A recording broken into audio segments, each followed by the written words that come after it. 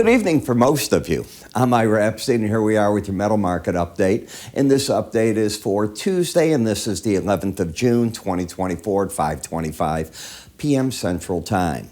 Interesting time in the market. I feel like Monday and Tuesday have been waiting for the U.S. to get to the CPI report at 7:30 in the morning, and then tomorrow afternoon as well, the FOMC meeting, what the statement says, but not so much that as the dot plot. Now, keep in the back of your mind, because the CPI number comes out in the morning, the Feds likely have gotten it, but if they didn't, they'll certainly see it before the members have to put in their dot plot numbers. So with the CPI in hand, that dot plot is going to give us an idea as to where you're at.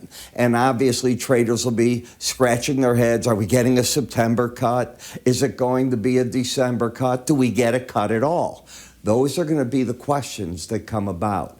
And we will see where that's all going to take us. The stock market had a rally today, and we're getting a rally right now in the metal markets that's coming in after the market. Dollar up slightly, and wishy-washy, if you will, in most of the currencies. The yen still under pressure, as is the Mexican peso. When we take a look at the gold market, as I said, I wouldn't be surprised, and obviously, who knows what tomorrow's going to hold in CPI, but if the market wanted to extend the break, and it doesn't have to, but if it wanted to, it could get all the way back to the 18-day average, and that's where I look for the major support. Anywhere here that it wants to stop is fine. You still have a bullish bias as the market has stayed over the 18-week moving average. Close under that, and you've put a new kink into the market. You've had a 2.5-day rally off the break low. You can see what's going on right there. The pattern is still one of a higher high and a lower low. And as you can see, that monster break we had off the jobs data report, well, that's still the market reeling from it because it just tore everything apart on this chart. In looking at the chart, the resistance, if you were to rally, would still be the 2374 area. And down here, you have a Bollinger Band coming in, and you can see it right through here, and that's been the support line.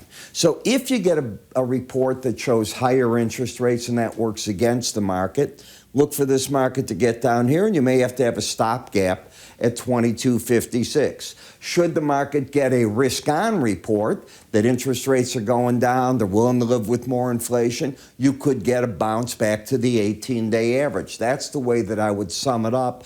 And in terms of market momentum, you're oversold. When we look at the gold silver, you came down, you got back under in the silver, and once you came back up, and right here, this gives the market, just give you an idea, here you came back down again. If you take out that high right there, which you did, well, you've given the market in its own way the swing line of higher highs, higher lows. You'd have to close back under 77.19 to do any real damage to this chart. And that means silver probably loses to gold. And as you can see, it's falling. I see support coming in around 28.72 in the chart right now. Obviously, you can see it's in a downtrend, biased down, but very oversold.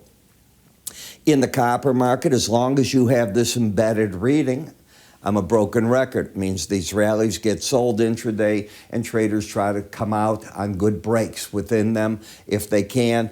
I don't know that you'll get back down to the Bollinger Band or not. What we saw is in China, they're not buying as much copper as they were.